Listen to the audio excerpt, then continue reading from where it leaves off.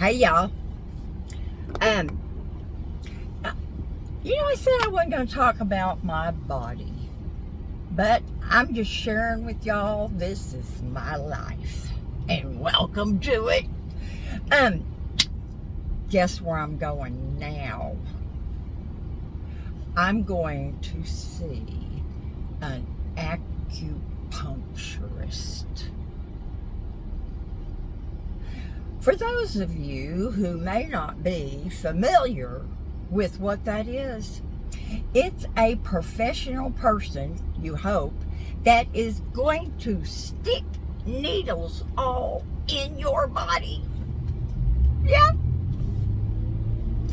Let me tell you, most of y'all know, or some of y'all know, that I have had a needle phobia that was so bad when my dad took me to a clinic to get shots to go to school. When the nurse's back was turned and my little panties were down, I jumped off the table, grabbed my panties with one hand and ran out the door. I locked myself in our car. Now, you really did not argue with my daddy. No, you could, but you know what would happen. Now, he never beat me. I did get a few good wallopings with a belt, but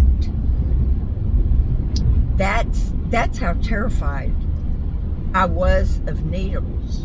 And when I was 13, I stepped on a big rusty nail.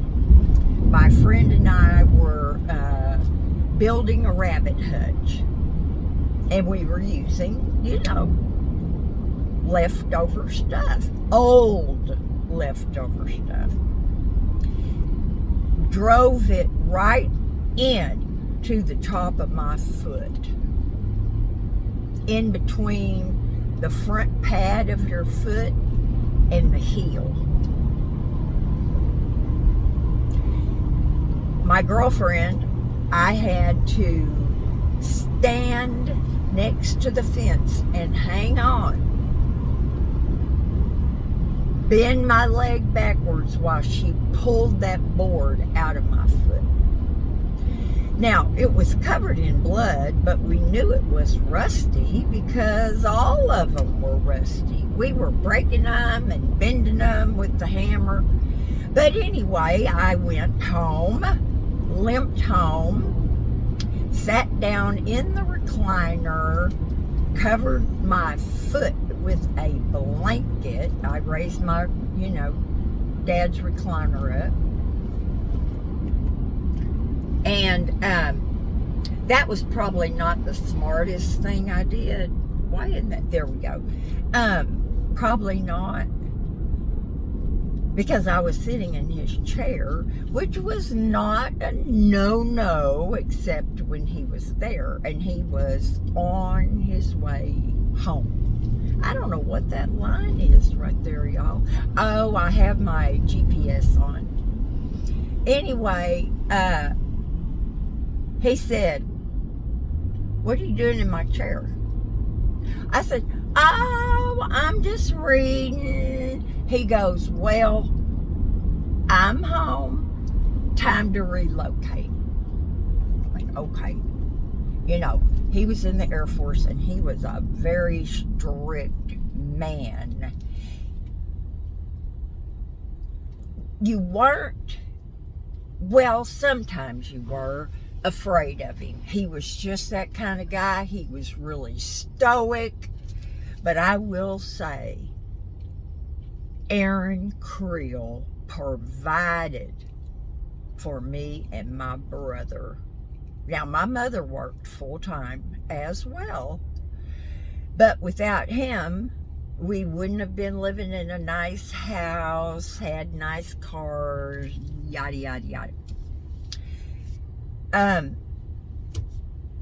He just kept standing there. So I had to get up out of that chair.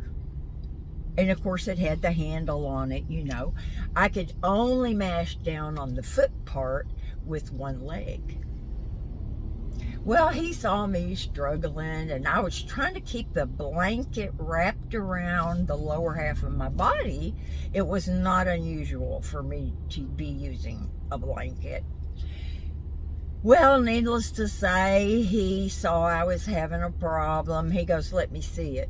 What did you do?" I said, "Oh, it's nothing. I just stepped on something. Ruth Ellen and I were building a rabbit hutch." She goes, "Let me see it." Well, I had to. He took me to the doctor for a tetanus shot. He had to carry me out to the car because I said, "I'm not going. I'm not going. They're going to give me a shot in my foot. I'm not going." He just grabbed me up, all 80 pounds of me, and threw me in the car, and away we went to the Air Base Hospital. I kicked the doctor in his sensitive parts, which I got in trouble for, you know. But that's how scared I was. I refused to go to the dentist. However, I did go finally when I was 21 years old. I was married and had, I don't know what they called it back then, TRICARE. And I'm going to turn my volume up, y'all.